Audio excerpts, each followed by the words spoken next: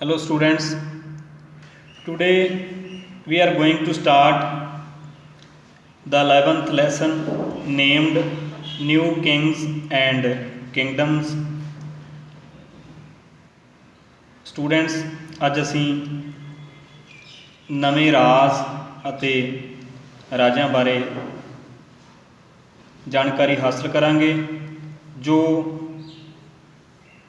700 to 1200 ਤੱਕ India ਦੇ north and south part ਦੇ ਵਿੱਚ ਇਸਟੈਬਲਿਸ਼ ਕੀਤੇ ਗਏ, ਉਹਨਾਂ ਬਾਰੇ ਅਸੀਂ ਰੀਡ ਕਰਾਂਗੇ। ਨਾਓ ਵੀ ਸਟਾਰਟ ਦ ਲੈਸਨ।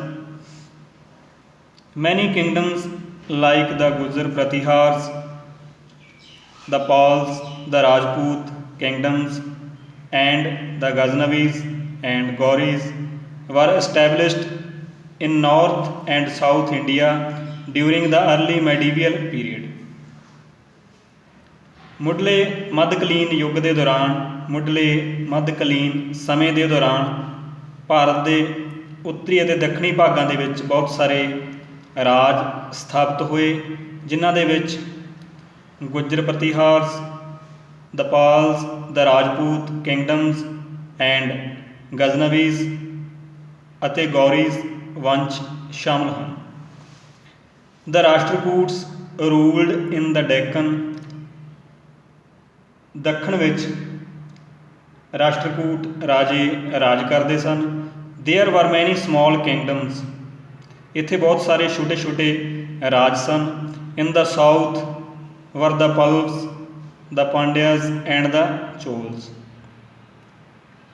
ਭਾਰਤ ਦੇ ਦੱਖਣੀ ਭਾਗ ਵਿੱਚ ਪਲਵਸ, ਪਾਂਡਿਆਜ਼ ਐਂਡ ਚੋਲ ਰਾਜ ਸਥਾਪਿਤ ਸਨ।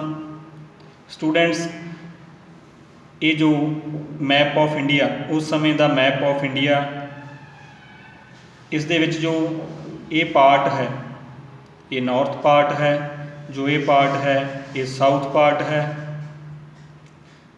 ਸਟੂਡੈਂਟਸ, ਅੱਗੇ ਅਸੀਂ ਜੋ ਨਾਰਥ ਇੰਡੀਆ ਦੇ ਵਿੱਚ ਜੋ ਡਾਇਨੈਸਟੀਜ਼ ਇਸਟੈਬਲਿਸ਼ ਹੋਈਆਂ ਉਹਨਾਂ ਬਾਰੇ ਰੀਡ ਕਰਾਂਗੇ। ਨਾਓ ਵੀ ਸਟਾਰਟ ਨਾਰਥ ਇੰਡੀਆ ਮੀਨਸ ਜੋ ਨਾਰਥ ਉੱਤਰੀ ਭਾਰਤ ਦੇ ਵਿੱਚ ਜਿਹੜੇ ਰਾਜ ਸਥਾਪਿਤ ਕੀਤੇ ਗਏ ਉਹਨਾਂ ਬਾਰੇ ਅਸੀਂ ਰੀਡ ਕਰਾਂਗੇ।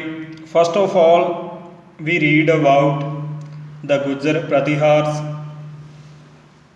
ਗੁੱਜਰ ਪ੍ਰਤੀਹਾਰਸ ਡਾਇਨੈਸਟੀ ਬਾਰੇ ਰੀਡ ਕਰਾਂਗੇ। The Gujjar Pratiharas ruled over parts of Rajasthan and Gujarat. Gujjar Pratihar ਸ਼ਾਸਕ ਰਾਜਸਥਾਨ ਅਤੇ ਗੁਜਰਾਤ ਦੇ ਭਾਗਾਂ ਵਿੱਚ ਰਾਜ ਕਰਦੇ ਸਨ।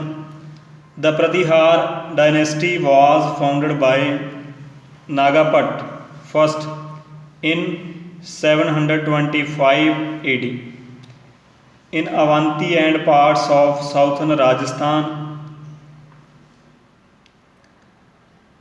ਪ੍ਰਤੀਹਾਰ ਵੰਸ਼ ਦੀ ਸਥਾਪਨਾ ਨਾਗਾਭੱਟ ਪਹਿਲੇ ਨੇ 725 ਈਸਵੀ ਵਿੱਚ ਅਵੰਤੀ ਅਤੇ ਰਾਜਸਥਾਨ ਦੇ ਦੱਖਣੀ ਭਾਗਾਂ ਦੇ ਵਿੱਚ ਸਥਾਪਨਾ ਕੀਤੀ। Mihir Bhoj was the most powerful ruler of this dynasty.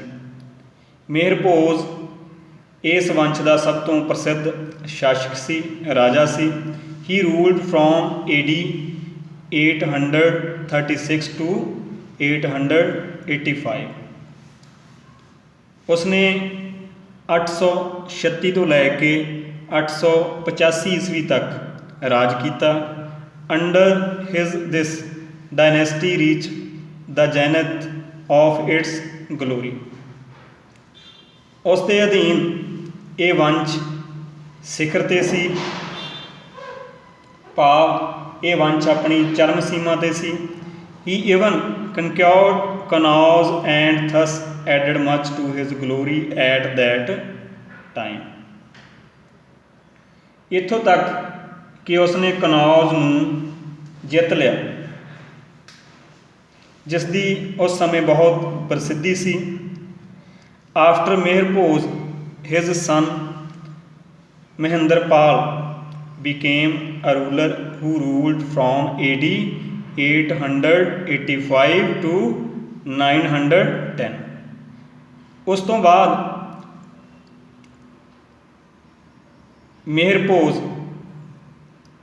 ਦਾ ਪੁੱਤਰ ਮਹਿੰਦਰਪਾਲ ਸ਼ਾਸਕ ਬਣਿਆ, ਭਾਵ ਮੇਹਰਭੋਜ ਦੀ ਮੌਤ ਤੋਂ ਬਾਅਦ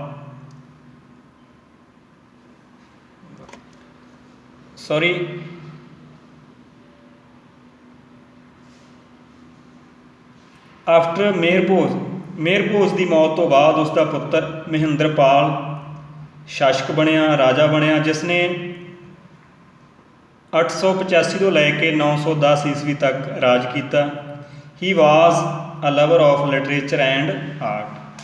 ਉਹ ਸਾਹਿਤ ਅਤੇ ਕਲਾ ਪ੍ਰੇਮੀ ਸੀ, ਭਾਵ ਸਾਹਿਤ ਅਤੇ ਕਲਾ ਨੂੰ ਪਿਆਰ ਕਰਨ ਵਾਲਾ ਸੀ। Raj Shekhar was the most famous poet of his court. ਉਸ ਦੇ ਦਰਬਾਰ ਦੇ ਵਿੱਚ ਸਭ ਤੋਂ ਮਹੱਤਵਪੂਰਨ ਕਵੀ ਰਾਜ ਸ਼ੇਖਰ ਸੀ। Because Pratihar ruler Rajpal accepted the sovereignty of Mahmud Ghaznavi in 1018-19। Therefore, he was killed by Rajputs. So, the Gujars Pratihar dynasty came to an end।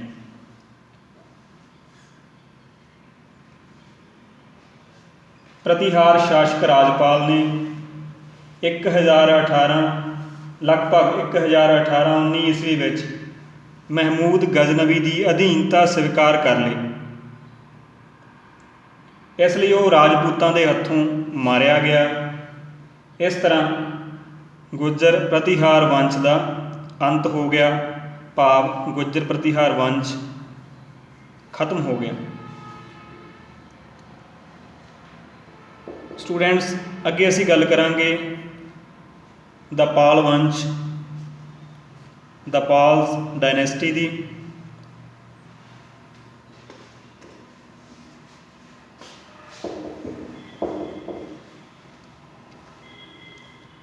The Pals ruled in the region of Bengal, Bihar and Jharkhand। ਪਾਲ ਵੰਸ਼ ਸ਼ਾਸਕਾਂ ਨੇ ਬੰਗਾਲ, ਬਿਹਾਰ ਅਤੇ ਝਾਰਖੰਡ ਦੇ ਖੇਤਰ ਵਿੱਚ ਰਾਜ ਕੀਤਾ। Gopal founded the Pal dynasty in Bengal and Bihar in 750 AD। Gopal ਨੇ ਪਾਲ ਵੰਸ਼ ਦੀ ਸਥਾਪਨਾ 750 ਈਸਵੀ ਵਿੱਚ ਬੰਗਾਲ ਅਤੇ ਬਿਹਾਰ ਵਿੱਚ ਕੀਤੀ। His son Dharampal was the most powerful ruler of this dynasty. ਉਸ ਦਾ ਪੁੱਤਰ ਧਰਮਪਾਲ ਇਸ ਵੰਸ਼ ਦਾ ਸਭ ਤੋਂ ਮਹੱਤਵਪੂਰਨ ਰਾਜਾ ਸੀ, ਸ਼ਾਸਕ ਸੀ। He ruled from AD 770 to 810। ਉਸਨੇ 770 ਈਸਵੀ ਤੋਂ ਲੈ ਕੇ 810 ਈਸਵੀ ਤੱਕ ਰਾਜ ਕੀਤਾ। He conquered areas and changed his kingdom into an empire. ਉਸਨੇ ਬਹੁਤ ਸਾਰੇ ਖੇਤਰਾਂ 'ਤੇ ਜਿੱਤ ਪ੍ਰਾਪਤ ਕੀਤੀ ਅਤੇ ਆਪਣੇ ਰਾਜ ਨੂੰ ਇੱਕ ਵਿਸ਼ਾਲ ਸਾਮਰਾਜ ਦੇ ਵਿੱਚ ਤਬਦੀਲ ਕਰ ਦਿੱਤਾ। ਹੀ ਵਾਜ਼ ਬੁੱਧਿਸਟ। ਉਹ ਇੱਕ ਬੋਧੀ ਸੀ, ਭਾਵ ਬੁੱਧ ਧਰਮ ਨੂੰ ਮੰਨਣ ਵਾਲਾ ਸੀ। He founded the famous monastery of Vikramshila which grew to be a great university later on. ਉਸਨੇ ਵਿਕਰਮਸ਼ਿਲਾ ਵਿਹਾਰ ਦੀ ਸਥਾਪਨਾ ਕੀਤੀ, ਜੋ ਬਾਅਦ ਵਿੱਚ ਇੱਕ ਮਹਾਨ ਯੂਨੀਵਰਸਿਟੀ ਬਣਿਆ। His successor Devpal also became very famous. ਉਸ ਦਾ ਉੱਤਰਾਧਿਕਾਰੀ ਦੇਵਪਾਲ ਵੀ ਇੱਕ ਪ੍ਰਸਿੱਧ ਸ਼ਾਸਕ ਹੋਇਆ। During the rule of Pal a great progress was made in the field of architecture, painting, education and literature। ਪਾਲ ਵੰਸ਼ ਦੇ ਦੌਰਾਨ ਭਵਨ ਨਿਰਮਾਣ ਕਲਾ, ਚਿੱਤਰਕਲਾ, ਸਿੱਖਿਆ ਅਤੇ ਸਾਹਿਤ ਦੇ ਖੇਤਰ ਵਿੱਚ ਬਹੁਤ ਤਰੱਕੀ ਹੋਈ। although the rulers of Pal dynasty were the followers of Buddhism, but they had to tolerate for other religions। ਭਾਵੇਂ ਪਾਲ ਵੰਸ਼ ਦੇ ਸ਼ਾਸਕ ਬੁੱਧ ਧਰਮ ਦੇ ਅਨੁਯਾਈ ਸੀ, ਬੁੱਧ ਧਰਮ ਨੂੰ ਫੋਲੋ ਕਰਨ ਵਾਲੇ ਸੀ, ਪਰ ਫਿਰ ਵੀ ਉਹ ਦੂਸਰੇ ਧਰਮਾਂ ਪ੍ਰਤੀ ਸਹਿਨਸ਼ੀਲ ਸੀ। Devpal built a famous Mahabodhi temple at Bodh Gaya. ਦੇਵਪਾਲ ਨੇ ਬੋਧ ਗਿਆ ਦੇ ਵਿੱਚ ਇੱਕ ਪ੍ਰਸਿੱਧ ਮਹਾਬੋਧੀ ਮੰਦਰ ਬਣਾਇਆ। Under him the Pal dynasty established trade relation with south east Asia. Pal ਵੰਸ਼ ਦੇ ਦੌਰਾਨ ਭਾਰਤ ਨੇ ਦੱਖਣੀ ਅਤੇ ਪੂਰਬੀ ਏਸ਼ੀਆ ਦੇ ਨਾਲ ਵਪਾਰਕ ਸੰਬੰਧ ਪੈਦਾ ਕੀਤੇ। The Pal dynasty came to an end towards the end of the 12th century. 12ਵੀਂ ਸਦੀ ਦੇ ਅਖੀਰ ਤੱਕ ਪਾਲ ਵੰਸ਼ ਖਤਮ ਹੋ ਗਿਆ, ਭਾਵ ਇਸ ਦਾ ਅੰਤ ਹੋ ਗਿਆ। Students, now we read about the Rashtrakut dynasty. The Rashtrakuts belonged to the Deccan, the area to the north of the Krishna and Tungabhadra rivers is known as the Deccan। ਰਾਸ਼ਟਰਕੂਟ ਦੱਖਣ ਵਿੱਚ ਰਹਿੰਦੇ ਸਨ। ਕ੍ਰਿਸ਼ਨਾ ਅਤੇ ਤੁੰਗਭਦਰਾ ਨਦੀਆਂ ਦੇ ਉੱਤਰੀ ਇਲਾਕੇ ਨੂੰ ਕ੍ਰਿਸ਼ਨਾ ਅਤੇ ਤੁੰਗਭਦਰਾ ਦੇ ਜੋ ਨਦੀਆਂ ਉਹਨਾਂ ਦੇ ਉੱਤਰੀ ਇਲਾਕੇ ਨੂੰ ਦੱਖਣ ਕਿਹਾ ਜਾਂਦਾ। Danti Durg was the founder of the Rashtrakut dynasty in 742 AD in modern Maharashtra. Danti Durg ਨੇ 742 ਈਸਵੀ ਵਿੱਚ ਵਰਤਮਾਨ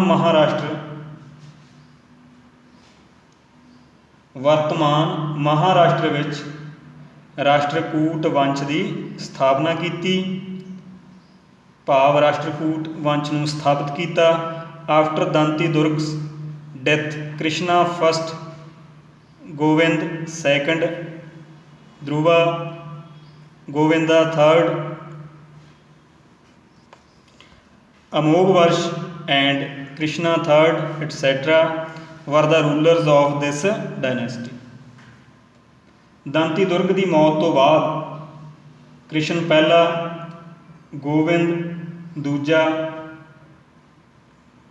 ਧਰੁਵਾ, ਗੋਵਿੰਦ ਤੀਜਾ, ਅਮੋਘ ਵਰਸ਼ ਅਤੇ ਕ੍ਰਿਸ਼ਨ ਤੀਜਾ ਆਦਿ ਇਸ ਵੰਸ਼ ਦੇ ਸ਼ਾਸਕ ਹੋਏ ਹਨ।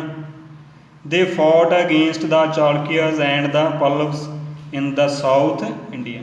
ਉਹਨਾਂ ਨੇ ਦੱਖਣੀ ਭਾਰਤ ਦੇ ਵਿੱਚ ਚਾਲੁਕਿਆਜ਼ ਅਤੇ ਪਲਵਸ ਦੇ ਵਿਰੁੱਧ ਯੁੱਧ ਲੜੇ। They also struggled against the Palas and Pratiharas for the control of the Kannauj.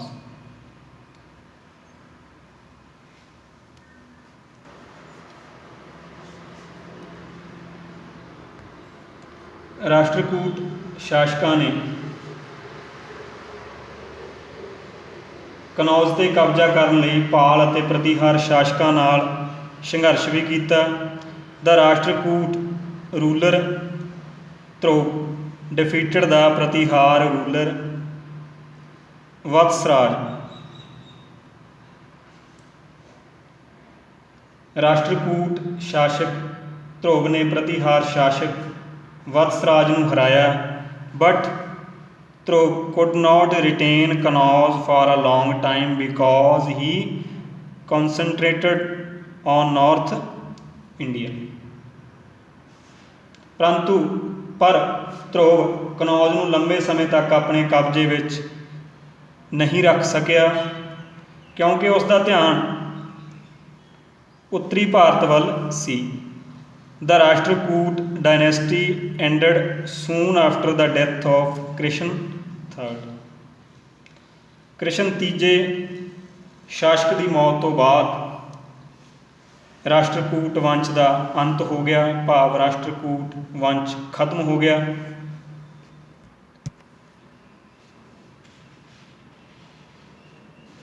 Students, I hope you will have cleared the concept of the dynasties of North India during the early medieval period. Students, जो इस lesson ਦਾ ਬਾਕੀ ਪਾर्ट है वो ਅਸੀਂ next video ਦੇ ਵਿੱਚ read ਕਰਾਂਗੇ। Okay students, thank you.